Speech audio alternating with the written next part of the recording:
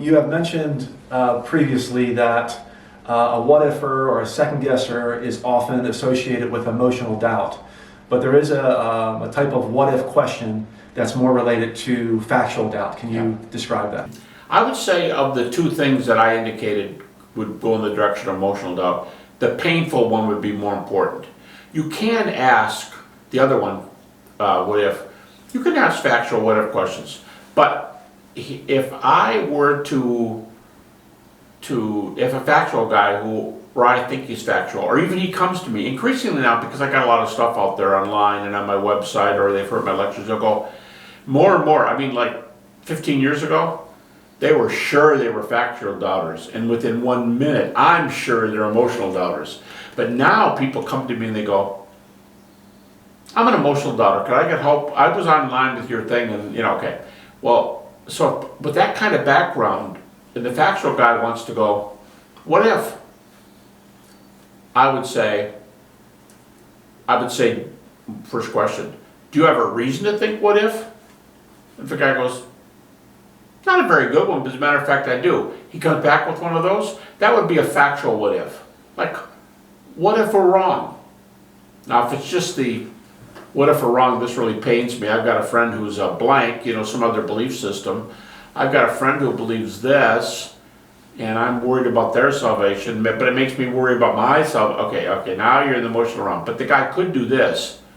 Same question. Now he's not just asking a question, he's asking the same question. Though, people in other religions think they're right, and we think they're wrong. I mean, come on, let's be honest. There is such a thing as deluding ourselves. Now see, that's more of a reasonable, factual comeback. But if the guy's, and if he keeps pushing, I might go, this sounds like it hurts. And if he goes, oh, not at all. I just have a very inquisitive mind, that he's continuing to reinforce that he's a factual doubter. So, I would think, you definitely can ask what if questions, but if the basis for them, if the basis is more factual, I think that's a key thing. I tell people oftentimes, it doesn't really matter. I mean, there's always exceptions, but it doesn't really matter what they're saying or what they're asking. It's sort of like why they're asking it. And you can often, the guy doesn't even have to, words don't have to come out. You can read the expression in their face. Like, well, what if, and it's a painful expression, and you're thinking to yourself, great, I got an emotional doubter. And the reason I say, well, because I'm a guy and I'm structured more factually, but I will tell you this, I went through emotional doubt for a long time. And the reason I did, when I was going through doubt, nobody knew the types. Nobody even talked about doubt. You were afraid to say you were doubting because then someone go, get away from me.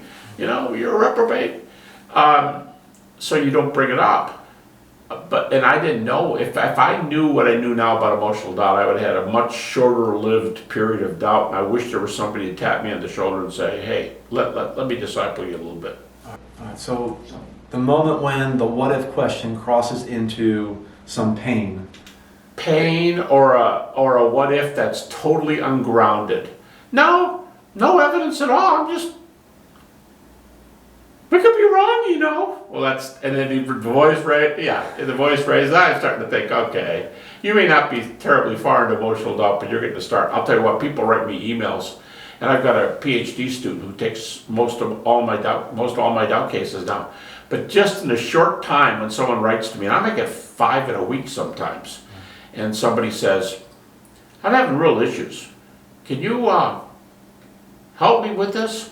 Because often when I start thinking this, and they might only tell me 2 sentences, you can tell without seeing their expression, without hearing their words. You can hear the way they say it, and it's like, well, I just find I can be emotional about things, and the closer something is to my heart, the more I wonder if it's true, and darn it, I want this to be really true. And I'm thinking, I write back and I go, okay, well, I'll turn you over to my buddy, but he's not going to have any trouble diagnosing this. I think this is an emotional element here. And anymore, in the old days, guys would object. I'm not emotional. It's factual doubt. They don't do that so much anymore because there's a lot of material out there. People are getting the key to this thing, and they're letting people know. So they come in, they kind of self-diagnose before they come in oftentimes.